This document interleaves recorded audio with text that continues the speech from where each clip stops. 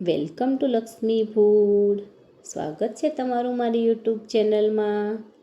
તો ચલો, પ્રસંગોમાં બનતી નાસ્તામાં આપણે નવરાત્રિમાં ઘણી બધા પ્રોગ્રામની અંદર આપણે આ સેવ ખમણીનો નાસ્તો હોય છે, પણ એવી સરસ મજાની સેવ ખમણી બનાવવા માટે આપણે કેવી રીતે બનાવવાની છે ઘરે અને એકદમ ઓછા ઇન્ગ્રીડિયન્ટ્સમાં અને ફટાફટ બની જતી આપણે સેવ ખમણીની રેસીપી આજે બતાવવાના છીએ. તો સેવ ખમણી બનાવવા માટે મેં અહીંયા જે આપણો મેજરમેન્ટનો કપ આવે એ એક કપ ભરી અને મેં ચણાની દાળ લીધેલી છે.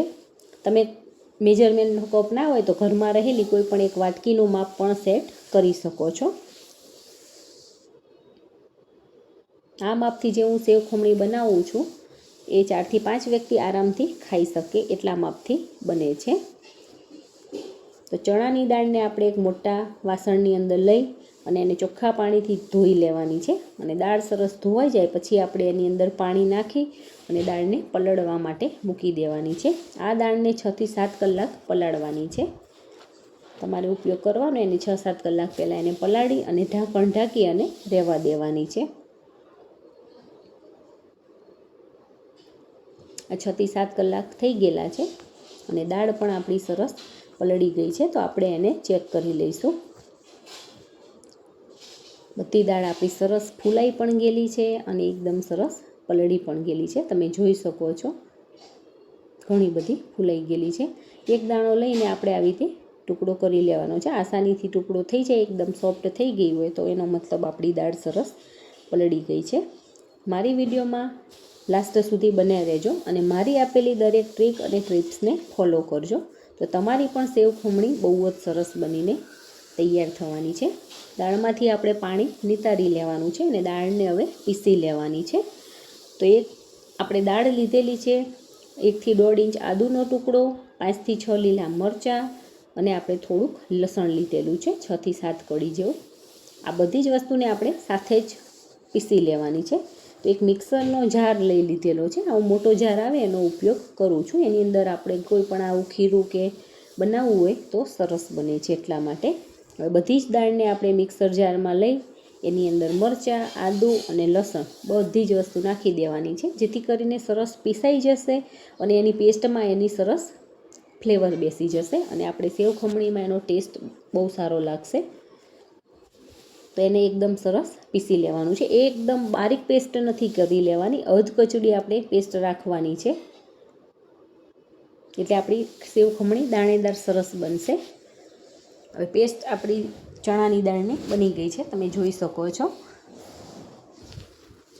અને દાળ પીસતી વખતે એમાં જરાય પાણી નથી નાખવાનું, તો જ આપણી આવી દાળ કડક રહેશે. અને તમને એવું લાગે કે મિક્સર નથી ફરતું તો 2 થી 3 ચમચી જેવું ઠંડુ પાણી એડ કરી શકો છો, અથવા તો 1-2 ટુકડા બરફના નાખી શકો છો.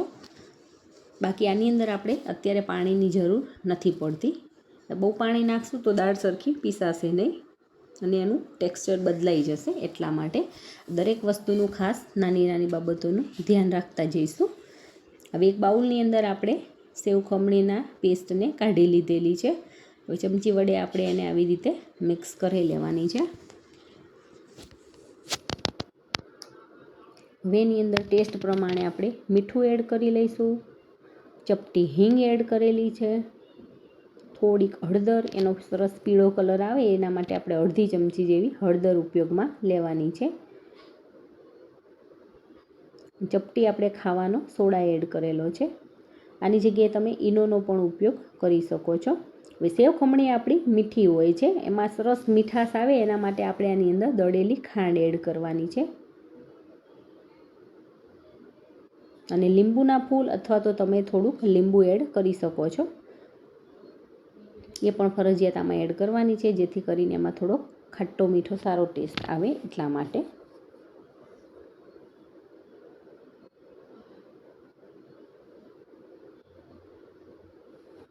બધા જ મિશ્રણને આવી રીતે સરસ લઈ લેવાનું છે.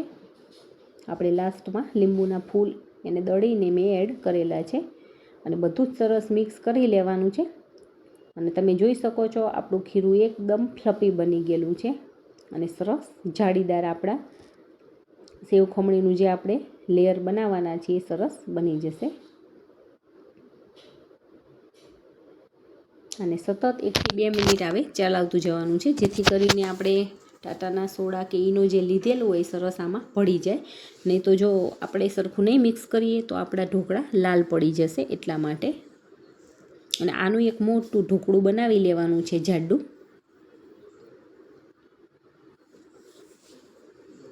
તો બેટર આપણું ડબલ થઈ ગયેલું છે, ફૂલાઈ પણ ગયું છે ને એમાં સરસ હવાના કણો ભરાઈ ગયેલા છે. હવે ઢોકળિયામાં પાણી મૂકી અને આપણે એને ગરમ કરવા માટે મૂકી દેવાનું છે. અને એની પ્લેટમાં આપણે આવી રીતે થોડુંક તેલ લગાવી અને ગ્રીસ કરી લેવાનું છે. અને પાણી સરસ ગરમ થઈ જાય પછી ત્યાં સુધી આપણે આ પ્રોસેસ કરી લઈશું. પછી એની અંદર આપણે ડીશને ગોઠવી દેવાની છે. હવે જે પણ આપણે બેટર લીધું છે એને આની અંદર એડ કરી લઈશું. આને એકદમ પતલું નથી પાથરવાનું, થોડુંક થીક જ રાખવાનું છે. જો તમારું બેટર અતિશય હોય તો જ 2 પ્લેટની જરૂર પડશે, નહીં તો તમે 1 પ્લેટમાં પણ રાખી અને બનાવી શકો છો. હવે પ્લેટમાં નાખી અને આપણે સરખું કરી લેવાનું છે. અત્યારે તમને એવું લાગતું હશે કે આપણું આ બેટર બહુ જ થીક છે, પણ આપણે આટલું થીક જ રાખવાનું છે, તો જ આપણી સેવ ખમણી સારી બનશે. એકદમ ઢીલું રાખશું તો ઢોકળા જેવું થઈ જશે, એવું નથી કરવાનું. આપણે એકદમ થીક આપણે રાખી અને એનું એક ઢોકળું બનાવી લેવાનું છે. પાણી આપણું સરસ ઉકળી ગયું છે, ધીમે રહીને એની અંદર આપણે આ ઢોકળાની પ્લેટને ગોઠવી લેવાની છે. આનો કલર એકદમ સરસ આવી રહેલો છે ને એમાં તીખો, મીઠો, ખાટો બધો જ ટેસ્ટ આવી જવાનો છે. તો આને તમારે 20 થી 25 મિનિટ સુધી મીડિયમ ગેસની ફ્લેમ ઉપર થવા દેવાનું છે. જાડું પડ હોય એટલે આને થોડુંક પાકતા વાર લાગતી હોય છે. વચ્ચે તમારે 20 મિનિટ થાય એટલે અંદર ચપ્પુ નાખીને ચેક કરી લેવાનું છે. જો ચપ્પુમાં લોટ આવતો હોય તો હજી તમારે 5 મિનિટ રહેવા દેવાનું છે. 25 મિનિટ પછી હું ચેક કરી લઉં છું ફરીથી. તો ઉપરથી તમે હાથ લગાવીને જોઈ શકો છો આપણું પડ એકદમ સરસ ડ્રાય થઈ ગયું હોય, હાથમાં ચીપકતું ના હોય. અને ચપ્પાની અણીની મદદથી તમે ચેક કરી શકો છો. આ બંને રીતે તમારે ચેક કરી લેવાનું છે. તો આપણું ઢોકળું સરસ બનીને તૈયાર થઈ ગયું છે. હવે એને આપણે એક સ્ટેન્ડ લઈ અને એની ઉપર રાખી દેવાનું છે અને 10 થી 15 મિનિટ પંખા નીચે મૂકી અને ઠંડુ થવા દેવાનું છે. અને ઠંડુ થઈ જાય પછી જ આપણે બીજી પ્રોસેસ કરવાની છે, નહીં તો સેવ ખમણી આપણી ચીકણી પડી જશે જો ગરમનો ઉપયોગ કરીશું તો. એકદમ ઠંડુ પડી જાય પછી જ આનો ઉપયોગ કરવાનો છે. આ વસ્તુનું ખાસ ધ્યાન રાખવાનું છે. હવે ચાકુની મદદથી બધી બાજુથી આપણે ઉખાડી લીધું છે અને નીચે એક મોટી પ્લેટ મૂકી અને આને આવી રીતે પલટાવી અને કાઢી લેવાનું છે. તો તમે જોઈ શકો છો એક આખો મોટો રોટલા જેવું આપણે ઢોકળું બનીને તૈયાર થઈ ગયેલું છે. અને તમે જોઈ શકો છો એકદમ ફૂલાઈ પણ ગયું છે ને એકદમ જાળીદાર અને એકદમ સોફ્ટ એવું આપણું ઢોકળું બનીને તૈયાર થઈ ગયું છે. હવે આને આપણે 4 પીસમાં કટિંગ કરી લેવાનું છે.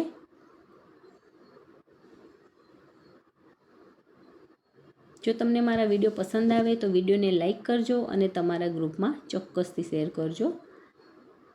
અને હજી સુધી ચેનલને સબસ્ક્રાઈબ નથી કરી તો ફટાફટ સબસ્ક્રાઈબ કરી દેજો. હવે આપણે એક મોટી પ્લેટ લેવાની છે અને એની અંદર ખમણી લઈ લેવાની છે. અને ખમણીની મદદથી બધી જ આપણે આ ઢોકળાના જે 4 ટુકડા કરેલા છે એને ખમણી લેવાના છે. હવે એનો વઘાર કરવા માટે આપણે અડધી ચમચી હળદર, દળેલી ખાંડ, સર્વ કરવા માટે આપણે મીડિયમ સાઇઝની સેવ લીધેલી છે, ચણાની સેવ, ચણાના લોટની, દાડમ, લીલા ધાણા, વઘાર માટે રાઈ આપણે અહીંયા 2 ચમચીનો ઉપયોગ કરેલો છે.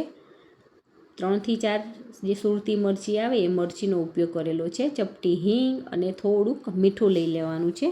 બધા જ ઇન્ગ્રીડિયન્ટ્સનો ઉપયોગ કરી અને આપણે આનો સરસ વઘાર કરી લેવાનો છે. હવે જાડા તળિયાવાળા વાસણની અંદર મેં 2 થી 3 ચમચી જેવું તેલ લઈ લીધેલું છે. તેલ પણ આપણે આવું મીડિયમ જ રાખવાનું છે, નહીં તો એકદમ લોંદા જેવી થઈ જશે તો સેવ ખમણી ખાવાની આપણને મજા નહીં આવે. એમાં વધારે તેલ હોય તો આપણને ખાવાની મજા નથી આવતી હોતી. અને રાઈનું પ્રમાણ આમાં થોડુંક વધારે હોય છે, જે ઝીણી રાઈ આવે એનો ઉપયોગ કરી લેવાનો છે. પછી એની અંદર આપણે મીઠા લીમડાના પાન અને મરચાં એડ કરી દીધેલા છે. અને ચપટી હિંગ નાખી હળદર નાખી દેવાની છે. એનો કલર સારો આવે એટલા માટે આપણે વઘારની અંદર જ હળદરનો ઉપયોગ કરી લઈએ છીએ. તો તમે જોઈ શકો છો એકદમ યલો કલર આપણો બેસી ગયો છે. અને મરચાં સરસ સતળાઈ જાય પછી એની અંદર આપણે 100 ml જેવું પાણી નાખવાનું છે. અને પાણી સરસ ઉકળવા લાગે પછી એની અંદર આપણે ખાંડ એડ કરવાની છે અને મીઠું પણ એડ કરી દેવાનું છે અને બધું જ સરસ મિક્સ કરી લેવાનું છે. તમે વઘાર જોઈ શકો છો એકદમ સરસ અને એમાંથી સુગંધ પણ બહુ જ સરસ આવી રહેલી છે. અને આપણે આ સેવ ખમણી એકદમ ચટપટી, ખાટી, મીઠી, તીખી એવી સરસ મજાની બનીને તૈયાર થવાની છે ને એકદમ છૂટી છૂટી આપણી સેવ ખમણી બનવાની છે. હવે જે સેવ ખમણીનો આપણે ભૂકો કરી દીધેલો છે ઢોકળાનો એ આપણે આમાં એડ કરી લઈશું અને તવેતાની મદદથી અથવા તો ચમચાની મદદથી એકદમ હળવા હાથે મસાલા વઘાર સાથે આપણે આને મિક્સ કરી લેવાનું છે. તો તમે જોઈ શકો છો ધીમે ધીમે આપણું જે આ એકદમ ડ્રાય હતું ઢોકળું એ સરસ મસાલા સાથે મિક્સ થઈ ગયેલું છે. તો છે ને એકદમ સરસ બની છે ને એકદમ યલો કલરની અને એકદમ છૂટી છૂટી, જરા પણ આનો લોંદો નથી થયો. તમે જોઈ શકો છો ઉપરથી લીલા ધાણા નાખી અને આપણે એમાં એડ કરી અને મિક્સ કરી લેવાના છે.